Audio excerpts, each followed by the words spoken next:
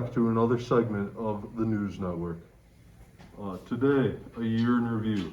We're looking at all the news we've covered over the past year, and boy, there's sure been a lot. Let's focus in and go to our news correspondent to hear some of our news. Thank you, Charles. Right off the bat, we saw a 46th president get inaugurated to the presidency. There's a lot to cover here, so let's get our political expert here on the News Network. Thanks, Mike. Back in January, we watched Joe Biden, a high school quarterback with gray hair, become the president. We here at the News Network had high hopes for Joe Biden. In his first 100 days of office, he promised 100 million vaccines to the American people. He promised he'd deliver a $1,400 stimulus check to eligible citizens, along with COVID relief to communities, promised a public infrastructure bill, and he continues to make promises about the future of his presidency. Let's go inside to the News Network to see how he done. In the first 100 days, Joe Biden's administration has created 1.3 million new jobs, outranking any prior president. Additionally, Joe Biden and his administration has vaccinated 200 million people, doubling on their 100 million promise, delivered a stimulus check, and is working on getting his infrastructure bill passed through Congress. We here at the News Network think it's plain to see that Joe Biden is simply popping off. Thanks. Thanks, Josh. But Joe Biden's presidency isn't the only thing we've covered here at the News Network. We've also covered cancel culture and what it's doing to America. Let's check back at our News Network political expert to hear what he has to say on the subject. Me again? Really? All right. This year we watched our elected officials cry like children over children's toys and books that have nothing to do with them. Cries from Republicans in the House and Senate echoed through their chambers, and Senator Ted Cruz and Congressman Matt Gaetz expressed their concerns over private business decisions. Let's look at the history of this situation. In February of 2021, the toy company Hasbro announced that Mr. Potato Head would be rebranded as the gender neutral and would be renamed simply Potato Head. Well, when you mention the all-new Potato Head, the first person that comes to my mind is Senator Ted Cruz. Senator Ted Cruz was an integral part of denouncing the new Potato Head and claiming the radical left was canceling our favorite childhood toy. Now, Mr. Cruz, kind and professional, seemed to be unsure of the fact that this was a private business decision not performed by any member of the left. However, Cruz was clear that this was an act of the left. He's also played a large role in claiming that the former president was canceled after his social media accounts were removed. And I think we should hear some outside opinions on this. So let's go back to our news correspondents and hear some new voices. Thank you, Josh. I'm here today from the News Network with Joe and Ben to hear your opinions about cancel culture. Right now, we're talking about how President Trump's social media accounts were removed after the Capitol attack. Now let's hear some opinions. Joe, we'll start with you. Well, I'd like to thank you all for bringing me on the News Network today. Y'all are some stand-up guys. But let's focus here. It's cancel culture, back at work, plain and simple. It's plain to see that this is all clear violation of the First Amendment right to free speech. We cannot allow this to happen. We simply cannot. The radical left is coming to cancel our guns, our freedom, and our true president. Okay. Thank you, Joe. Let's move on now. Ben, what are your opinions? Well, Joe, I'm going to have to disagree with you. These are private businesses making private business decisions. There's no cancel culture there. The president lied, and these businesses can choose to punish him for it. You cannot remove the greatest president from his account. Well, you can if you... Gentlemen, please, let's turn it down a notch. We can all remain civil here at the News Network. Now, let's change the subject. What do you guys think about the toy company Hasbro rebranding the Potato Heads? Oh, brother, don't get me started. Joe, please, you're going to have to calm down. Now, Ben, let's start with you. What are your feelings about the Potato Head? Well, I think it's a great idea. The toys aren't gendered anymore, so they can't be anything they want. The decision didn't hurt anyone unless they choose to be offended by it. An independent corporation making an independent choice. Joe?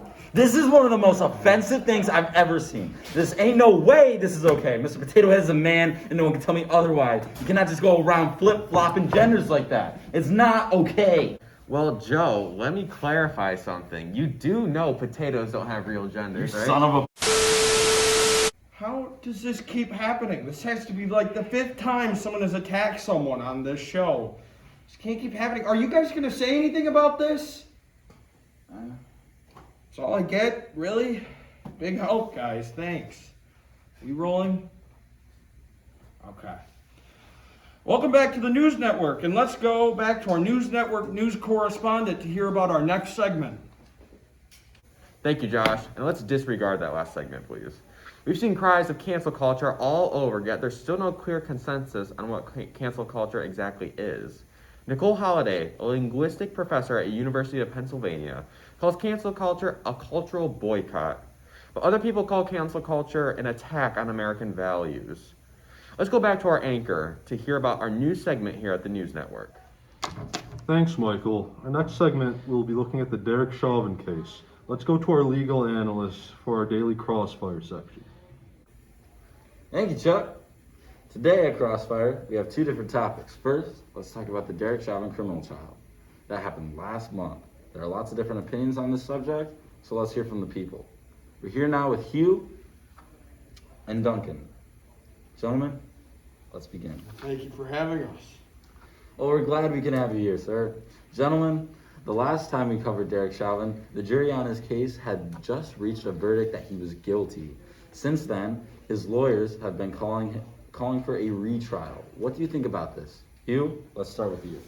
Let's be real here. We're all men. It's clear that Derek Chauvin didn't kill George Floyd. That's more obvious than the fact Dogecoin will be huge by next year. Get it now, everyone. But you have to understand, there was a juror at the trial wearing a BLM t-shirt. It was not a fair trial because the jury was biased against Derek. Liberals and BLM want anarchy and chaos. Well, I simply won't allow it. I won't allow it. Well, thanks for that, Hugh. I can see that you're a true activist. Well, Niles, you bet I am. I'm at every Blue Lives Matter rally and every gun rally held by the NRA. You best believe it. Back the blue. Well, thanks for that, Hugh. Duncan, let's go to you. Thanks, Niles. Hugh, I'd just like to ask you something real quick. What? Have you seen the video of Derek Chauvin with his knee on George Floyd's neck? I think that's pretty clear. You can see the action happen. He killed George Floyd, and he did it. That's all I have to say. You can't prove it. George Floyd was on drugs. For God's sake, not this. Oh, yes, this again. You ought to be a radical liberal, aren't you? Well, I don't tolerate liberals. I simply don't. Hugh, let's turn down a notch now. I'm sorry. I'm just a passionate man with a great passion. It's all right. I can tell. Gentlemen, recently Derek Chauvin's attorneys have been calling for a retrial. Let's hear your thoughts. Do you think Derek Chauvin deserves a retrial? Duncan, we'll start with you. Well, no, I don't think Derek Chauvin should be granted retrial. When you've committed a crime so publicized and so controversial, it's hard for anyone to believe that you're innocent without people having to convince themselves of your innocence in the first place. Derek Chauvin killed a man, and it was broadcast to everyone, and the people demand accountability. It's clear.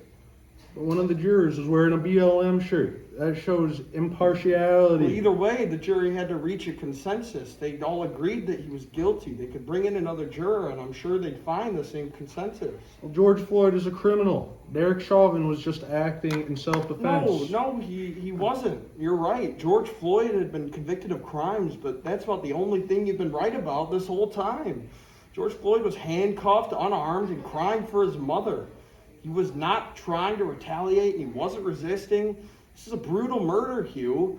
You can't be okay with that just because it was committed by a cop. It doesn't matter if a person's black, white, young, old. They shouldn't be murdered, even if they are a criminal. Gentlemen, I'm seeing a red light flashing, which means it's time to move on to our next topic. Hugh, I'm sure this is one you're going to love. Let's talk about the Second Amendment and concealed carrying. And guys, let's be civil here. Hugh, let's go with you first. Let's do a little cut there. The Second Amendment says that a citizen militia is the right of the people. I believe it's a well-regulated militia being necessary to the security of the free state is the right of the people to keep and bear arms shall not be infringed. That's what you're looking for. You're adding extra words in there. It's a load of bull. Hey, gentlemen, let's please Let's not interrupt each other, okay? Now, to set the record straight, Duncan is correct in stating that the Second Amendment and Hugh, every word he said in the Constitution, but please, Hugh, continue. Well, thank you. Look, everyone, I'm a gun owner. I love guns. I'd marry my gun if I could. Love that thing more than my wife. The right to carry it is in the Constitution right there. Even if I don't know every word of the amendment, it's an ensured right. Ain't no one that can fight that.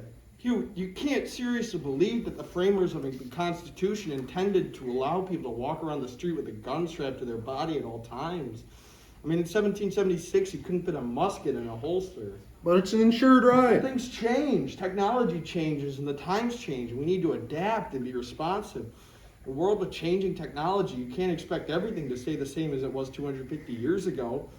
The Constitution doesn't say you can try to use the Congress to overturn the results of a presidential election, but I'm sure the man you worship did that, didn't he? All right, gentlemen, let's stay focused here. Don't bring up the greatest president since Ronald Reagan into this. She'll be back, just you wait. Hugh, please.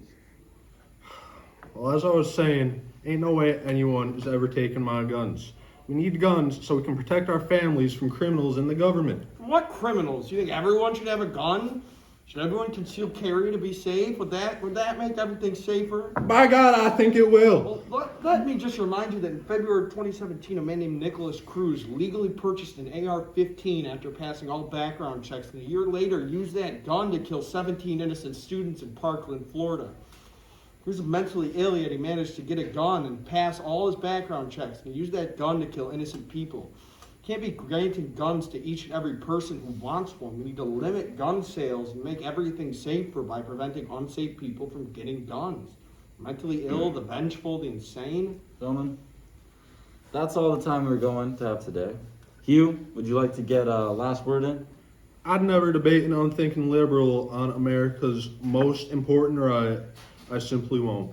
Well, thank you for that sentiment. Hugh, let's go back to our anchor and send off the show today. Go. Well, everyone, thanks for tuning in to today's new segment of the News Network. We'd like to remind everyone that our funding is provided by viewers like you. We report the news you want to see because you allow the news to be broadcast. From the News Network, I've been Charles Helton, and thanks for tuning in. Let's send you over to the weather. Thanks, Charles. Today, a high of 74 and a low of 11, with a chance of snow in this morning between 6 and 10 a.m., and which will accumulate 0 to 12 inches, as you can see right here, moving to sun and low 70s in the afternoon. But that's just another day in Michigan. For the News Network, I've been Niles, and now I'm leaving.